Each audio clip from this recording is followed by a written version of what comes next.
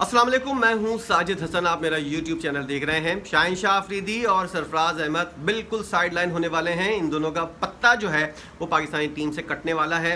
Babar Azam gang जो है वो अपना उरूज पाता हुआ नजर आ रहा है और इसको खटकता हुआ नजर आ रहा है अब शाहिनशाह अफरीदी। जिस तरह की बदतमीजी शादाब खान ने की थी उससे अंदाज़ा हो गया था शादाब खान का मामला जो है वो अब ऑफ होने वाला है। और शादाब खान जिस तरह बुझे बुझे से नजर आ रहे हैं, जिस तरह उनकी इंजरी भी हो गई है, एक और जवाब मिल जाएगा। मुझे नहीं लगता शादाब खान जो है वो टेस्ट सीरीज खेलते हुए नजर आएंगे, क्योंकि जिस तरह पाकिस्तान कप के अंदर आखिरी मैच के अंदर जब वो खेल रहे थे उनकी बॉल लगी थी और वो पुरानी इंजरी जिसके बाद जो है शाहिनशाह अफरीदी संभल नहीं सके थे। आपको अगर नहीं याद हो तो मैं आपको बता देता हूँ 2022 के अंदर जब शादाब खान बिल्कुल अपनी पीक के ऊपर थे, उनको इंजरी हुई थी और उसके बाद जो है शाहिनशाह अफरीदी जो है वो उस घुटने की इंजरी से अपनी पूरी फॉर्म जो है वो हासिल नहीं कर पाए थे। उनका ऑपरेशन हुआ था और उसके बाद से अब तक उनका डाउनफॉल चल रहा है, लेकिन अकड़ जो है उनकी ख़त्म होने का नाम नहीं ले रही थी। अब इस पाकिस्तान कप के अंदर शाहिनशाह अफरीदी की अकड़ जो है वो बिल्कुल ख़त्म कर दी है शादाब खान ने और दीगर टीम मेंबरान ने, जो उनके साथ रवैया अपनाया है।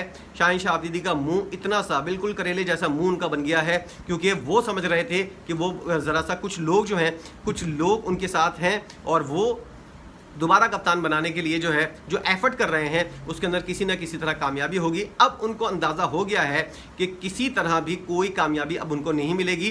पीसीबी उनको मुंह लगाने को तैयार नहीं है। कनेक्शन कैंप के अंदर बिल्कुल वो साइड के अंदर बैठे हुए थे, कोई उनको लिफ्ट नहीं करवाई गई थी किसी की जानिब से भी। और उसके अंदर जो है वो शाहिनशाह अफरीदी ने एक दो बातें की भी, लेकिन वो इंतहाई गैर ज़रूरी बातें समझ कर जो है उनको उनकी बातों को साइड लाइन कर दिया गया था। अब सूरत हाल ये है कि शाहिनशाह अफरीदी जो है वो पूरी टीम के अंदर जो है वो तन्हा हो गए हैं, इनको तन्हा कर दिया गया है। बाबर आजम ने शादाब खान और अपने दीगर जितने भी दोस्ती यारी के जो लोग थे उन लोगों के थ्रू, और उसके अंदर कोई भी ये नहीं कह सकता कि मोहम्मद रिजवान जो है वो बिल्कुल शरीफाना किरदार अदा करते रहे, साइड लाइन रहे, बिल्कुल वो उन्होंने कोई काम नहीं किया। वो भी मुसलसल इस काम के अंदर मुलविस थे और उसको डबल गेम खेलने के अंदर तो वो पहले ही माहिर हैं। और इस साइड लाइन करने में शाहिनशाह अफरीदी को मोहम्मद रिजवान का भी किरदार है। उनको भी अंदाज़ा हो गया था और जो सियाने लोग होते हैं उनको अंदाज़ा हो जाता है कि हवा का रुख किस तरफ जाएगा। रिजवान को इस बात का अंदाज़ा हो गया था कि शाहिनशाह अफरीदी क्या मेरी अपनी कप्तानी की अब कोई चांस नहीं है।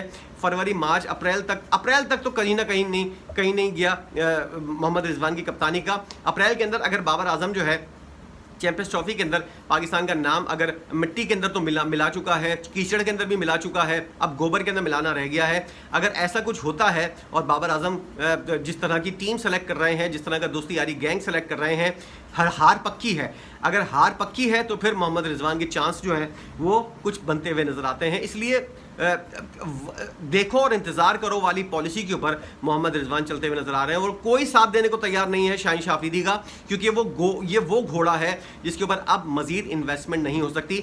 शाहिनशाह अफरीदी 2022 के साथ से अपनी स्पीड खो चुके हैं, अपनी बॉलिंग के अंदर जो काट थी वो खो चुके हैं और अपना दिमाग का जो तवाजुन है मुझे लगता है कि वो भी खो चुके हैं जिस तरह की उनकी कारकर्दगी चल रही है। तो ये तीनों चीज़ें जो है शाहिनशाह अफरीदी के खिलाफ जा रही हैं। उनके ससुर लाख कोशिशें कर लें, कोई भी उनकी बात सुनने को तैयार नहीं है। इस वक्त तोती बोल रहा है तो बाबर आजम का बोल रहा है। जिस तरह उसने साइडलाइन करवाया था सरफराज अहमद को 2019-20 के बाद, अब वो साइडलाइन कर चुका है मुकम्मल तौर पर शाहिनशाह अफरीदी को। और जो इंतज़ाम करना है चैंपियंस ट्रॉफी के बाद वो रिजवान का क्या करना है वो बात की बात है। देखो और इंतज़ार करो वाली पॉलिसी के ऊपर रिजवान तो चल ही रहे हैं, बाबर आजम भी अब चल रहे हैं और देखा जा रहा है कि क्या सूरत हाल आने वाले दिनों के अंदर बनती है। इस चैंपियंस ट्रॉफी के अंदर मुकम्मल तौर पर बाबर आजम जो है वो अपने तमाम तर खिलाड़ियों को इंक्लूड करवाएंगे, क्योंकि सिलेक्शन कमेटी के अंदर वो और गैरी क्रिस्टन जो उनकी मुट्ठी के अंदर हैं वो मुकम्मल तौर पर डोमिनेट करते हुए नज़र आ रहे हैं। और कोई भी दूसरा सेलेक्टर जो है वो उसकी कोई इतनी औकात नहीं है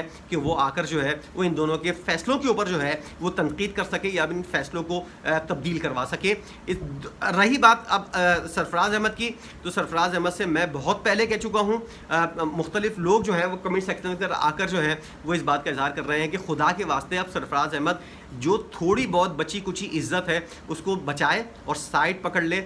पैसा हर चीज़ नहीं होती। लोग बोलते हैं कि सरफराज अहमद को पैसे मिल रहे हैं, सेंट्रल कॉन्ट्रैक्ट के पैसे मिल रहे हैं, मेंटोरशिप के पैसे मिल रहे हैं। और एक जगह तो मैं सोशल मीडिया के अंदर पढ़ रहा था, कोई किसी ने डेटा वगैरह लगाया हुआ था, सरफराज अहमद को तकरीबन सालाना 14 करोड़ रुपए तक मिल रहे हैं। तो ये पैसे किसको बुरे लगते हैं, लेकिन इज्जत से बढ़कर कुछ भी नहीं होता सरफराज साहब। जितना आपने कमाना था कमा लिया, खुदा के वास्ते अब इज्जत से साइड में बैठ जाए, इन बेगैरतों के, जाहिलों के मुंह ना लगें इन लोगों के चक्कर के अंदर। ये आपको इतना जलील करवा कर बाहर निकालेंगे कि लोग आपको जो है वो थोड़ी बहुत जो इज्जत मिल रही है वो भी नहीं मिलेगी। इसीलिए ये लोग कनेक्शन कैंप के अंदर जो है इस बात को साबित कर चुके हैं और इस बात के ऊपर दोनों कोचिस को और पीसीबी को हैंडल कर चुके हैं इस बात के ऊपर कि सरफराज अहमद, इसीलिए सरफराज अहमद का मामला जो है वो अब ज़ेरे गौर आ रहा है। बाबर आजम एंड शान मसूद कंपनी जो है वो अब इस बात के ऊपर पीसीबी को कन्विंस करने के अंदर कामयाब हो चुकी है कि सरफराज अहमद जो है अब किसी भी फॉर्मेट के अंदर टीम का हिस्सा, बेशक उनको सेलेक्ट करें और ना खिलाएं, इसके बावजूद भी जो है वो उनको सेलेक्ट ना करें और इसके अलावा कोई दूसरा खिलाड़ी जो है, नौजवान खिलाड़ी जो है उसको मौका दिया जाए। इसीलिए जेसन गिलिस्पी ने जो प्रेस कॉन्फ्रेंस की थी उसके अंदर ये वाली बात उन्होंने ख़ास तौर पर की थी। अगर आपने सुनी हो कि जेसन गिलिस्पी ने वाली बात की थी, सरफराज अहमद जैसे उमर रसीदा वाला वर्ड जो है उन्होंने इस्तेमाल किया है।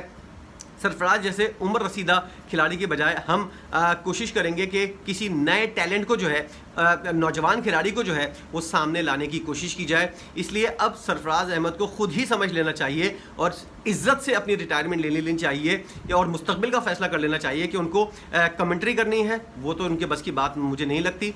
कोचिंग करनी है, शायद उसका मुस्तकबिल चल जाए, या फिर कोई ऐसा काम करना है जिससे क्रिकेट से मुंसलिक जो है वो, या मेंटरशिप वगैरह करनी है, क्या करना है ये आगे चलकर जो है सरफराज अहमद को डिसाइड कर लेना चाहिए और उन्होंने किया हुआ भी होगा। इसलिए इन जाहिलों, इन बेगैरतों, 2 टके के लोगों के टीम के साथ रहकर जो है अपनी इज्जत गंवाने से बेहतर है एक ऐसा कप्तान जो कामयाब तरीन पाकिस्तान का कप्तान था, अगर वो पानी पिलाता हुआ नजर आए और बैठकर जो है वो सिर्फ तालियां बजाए, जो रिजर्व खिलाड़ी जो होते हैं जो टीम के अंदर शामिल नहीं होते, वाली शर्ट पहनकर बस बच्चों, अपने सामने के बच्चों के साथ जो बैठकर जो है वो बकचोदियाँ करता हुआ नजर आए और हंसी मजाक करता हुआ नजर आए, गाने गाता हुआ नजर आए, ये डिजर्व नहीं करता सरफराज साहब आपको।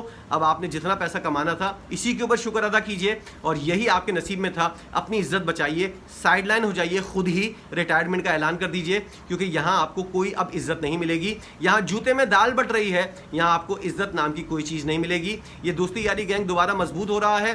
टेस्ट के अंदर क्या घोटाला होगा ये अब आने वाले दिनों के अंदर, इंग्लैंड के खिलाफ जो आप कुत्तों वाली हार के बाद निकलेंगे, उसके बाद जो है वो टेस्ट सीरीज आगे जाकर बहुत दूर है। इसलिए अब कोई ऐसा मामला नहीं है। वनडे के अंदर तो आपका और T20 के अंदर कमबैक होना भी नहीं था।